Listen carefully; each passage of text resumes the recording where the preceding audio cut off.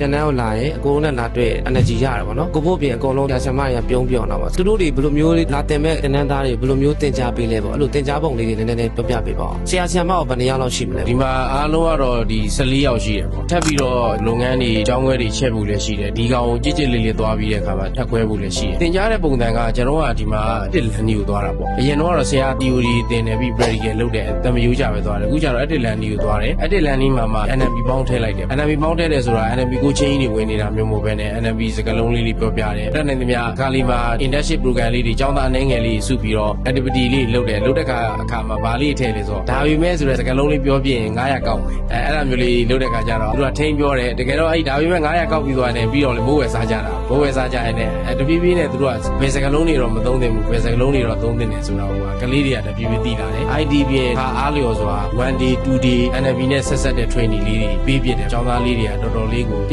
ရက်တော့သိတာလာတယ်လို့တန်းထဲမှာလည်းတရားတွေကိုနိုင်ကဒီမှာ NMB practitioner တွေအားလုံးပြီးသားတွေဆိုတော့ NMB နဲ့ကျင့်သုံးနေထိုင်သူတွေဖြစ်တဲ့အခါကျတော့သူတို့ရှိရဲ့ energy ကိုကျောင်းသားတွေရရတယ်အဲ့ဒီအချိန်မှာအားလုံးအဆင်ပြေသွားတာ